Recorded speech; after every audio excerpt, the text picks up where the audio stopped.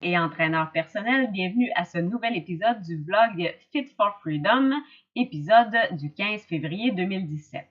Alors aujourd'hui, en parcourant dans mes courriels un article de l'American Council on Exercise, l'organisme via lequel je suis certifiée entraîneur personnel, j'ai vu un article qui démystifiait certains mythes concernant la perte de poids et j'ai voulu parler d'un de ceux-là que je trouve très intéressant qui est le gras rend-il gras?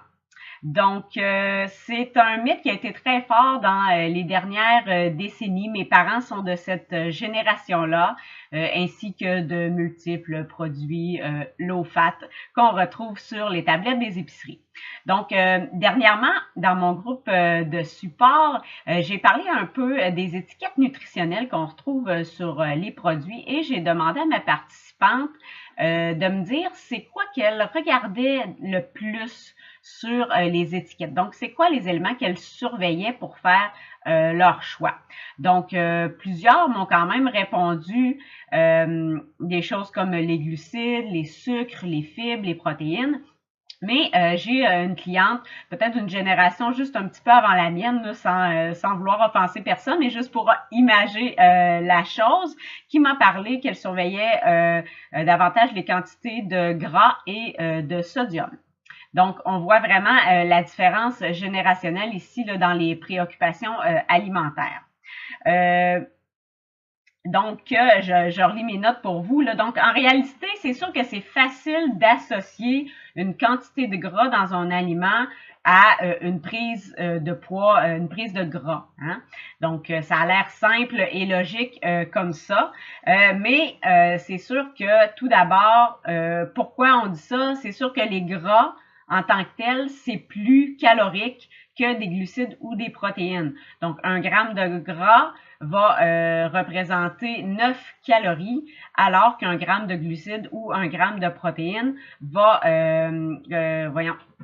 représenter seulement 4 calories. Donc, peu importe ce que l'on mange, que ce soit des gras, des glucides ou des protéines, si on en mange trop, ça peut mener à un gain de poids. Par contre, dans notre consommation totale de calories dans une journée, selon nos besoins, si c'est une quantité appropriée, ça ne veut pas dire que si, par exemple, en proportion dans notre quantité totale, il y a une proportion plus élevée de gras, ça ne veut pas nécessairement dire qu'on va gagner du poids. Donc, il y a plusieurs recherches qui ont découvert plutôt l'effet inverse. Donc, en fait, les régimes même qui sont faibles en gras ne sont pas mieux, pourraient peut-être même être pires. Donc, voilà. Le truc, c'est que, dans le fond, les gras ne devraient pas tous être mis dans le même panier. Ils n'agissent pas tous de la même façon, ne sont pas tous composés de la même façon.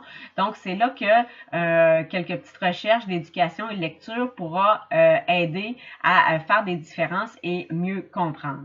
Donc, les gras de sources naturelles comme le gras des poissons, des noix, certains types de viande et même certaines huiles comme l'huile de noix de coco, par exemple, peuvent vraiment améliorer les mécanismes de perte de graisse. Donc, justement, parlons de l'huile de noix de coco que j'affectionne particulièrement, qui est très aussi populaire. Donc, j'aimerais vous parler un petit peu de ses avantages. C'est sûr qu'elle pourrait être mise de côté et démonisée à cause de sa très grande proportion. Dans le fait, elle est composée à 85 à 90% de gras saturés. Donc, dans les mythes qui ont été véhiculés justement par rapport au gras, on disait beaucoup de se méfier des gras saturés. Mais ils ne sont pas tous à mettre dans le même panier, encore les gras saturés. Donc, il y a vraiment des différences. Les acides gras que l'huile de noix de coco contiennent sont différents que les gras qui sont contenus dans certaines viandes et le lait, par exemple. Donc, l'huile de noix de coco est composée aux 2/3 de triglycérides à chaîne moyenne. Et eux, ils sont bons pour la santé. Alors que les triglycérides, par exemple, de certaines viandes et du lait sont à chaîne longue et eux sont à limiter ou à éviter. Donc, le type de gras qui compose l'huile de noix de coco, elle ne s'oxyde pas. et résiste à une température élevée, ce qui en fait une excellente huile à utiliser comme huile de cuisson. C'est ce que j'utilise particulièrement parce que vous l'avez sûrement déjà expérimenté, d'autres huiles végétales comme l'huile d'olive par exemple, qui est très bonne aussi, que j'utilise par exemple dans des vinaigrettes pour mes salades et tout ça, ou pour mettre un peu sur les légumes. Quand on vient à l'utiliser en cuisson, il faut vraiment être très prudent pour pas que ce soit à température trop élevée parce qu'elle peut facilement, vous avez sûrement déjà dû des fois oublier une poêle sur le poêle avec de l'huile d'olive dessus qui est un petit peu trop avec le rond un petit peu trop élevé et s'est mis à fumer. Alors ça, c'est vraiment mauvais et à éviter. L'huile de noix de coco, elle, ne fera pas ça. Donc, ce type de gras aussi est aussi très vite métabolisé et se transforme rapidement en énergie utilisable par le corps. Donc, c'est un métabolisme qui va aussi vite que le sucre. Donc, pour un petit boost d'énergie, on pense souvent à du sucre pour être rapide, mais l'huile de noix de coco pourrait être une idée également pour ça, pour donner de l'énergie.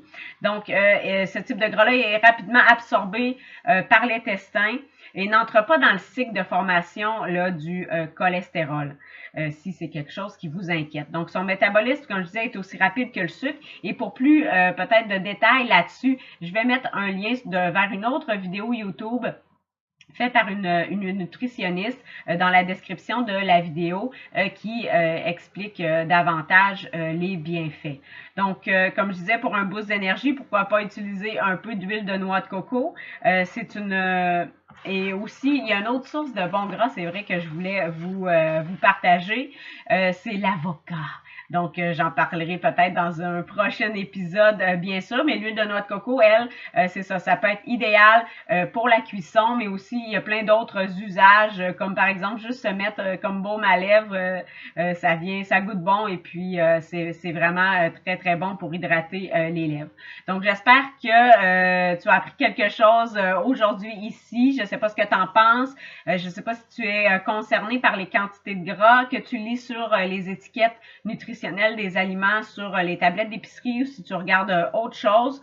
Je ne sais pas, peut-être que tu verras maintenant certains aliments d'un autre œil. Peut-être tu auras envie de faire tes propres recherches aussi. Je te le conseille également parce que c'est sûr que l'éducation et l'information, c'est ce qui nous permet vraiment d'être mieux informés et de poser de bonnes actions pour notre santé. Alors sur ce, je vous souhaite une bonne semaine et je vous invite à vous abonner à la chaîne immédiatement pour suivre les prochains épisodes. Merci, au revoir.